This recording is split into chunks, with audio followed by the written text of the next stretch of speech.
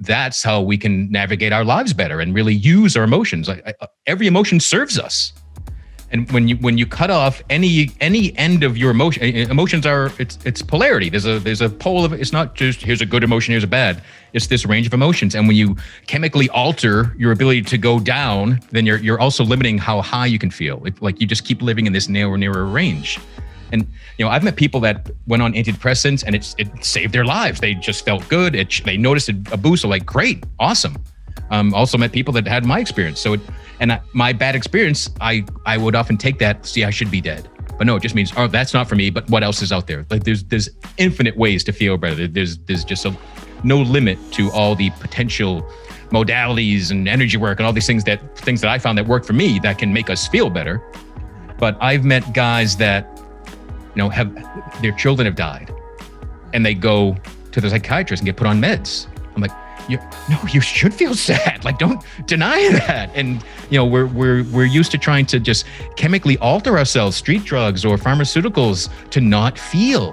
And life is meant to be felt. And I find when we're willing to feel the emotion that shows up, the moment it shows up, it passes quickly, it passes easily. Like we struggle as humans with emotions when we try to fight them, resist them, decide, no, this isn't the right time and I don't want to feel it now. Every emotion will be felt. But if you try to deny it and control it, it comes out in distorted ways. Your anger comes out at people that you actually love. Your love comes out for substances or strangers. Like, it's just all distorted. But when we're willing to feel what shows up, the moment it shows up, that's how we can navigate our lives better and really use our emotions. Every emotion serves us.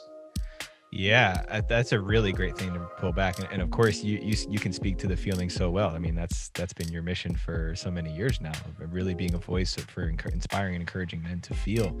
And I tend to agree with you there. I think, because I've always believed, I think of Peter Levine in Waking the Tiger, talking about trauma and how trauma will continue to live in our bodies unless we allow ourselves to feel it and process it. We have a built-in hardware that teaches, that knows what to do when trauma comes in. But if we block it and try to repackage, repurpose it, doesn't go away.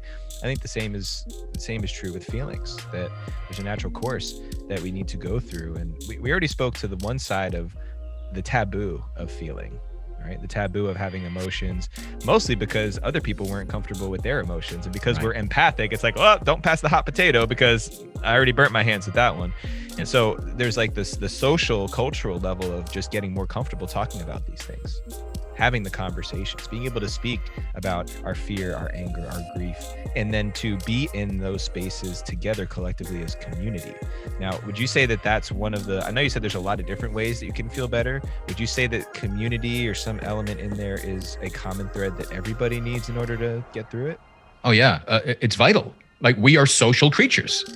Like, we are meant to bond, talk about being empathic. Like, science shows we have mirror neurons. If I see someone and I can see their emotions, I'm going to feel those same emotions. Like, we are wired to feel each other.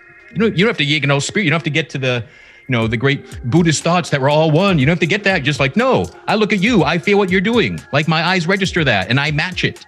That it's just, science shows this over and over. So we're wired for community. Our whole biology, our whole ancestry, our history. We survive in tribes. We must come together. No man is an island. But kind of this, America was kind of founded on this myth that I'll go west all alone and I'll build my home on the plain and I will hunt my food down and I will take care of everything. And like, no, that's, people will die at age 30 then. Like, now we last longer. So there's more to process. There's more to feel. You can't stuff and hide things because it will come take its toll. So many of the diseases that take us down are rooted in trauma and stored stress and unprocessed energies and emotions in our bodies.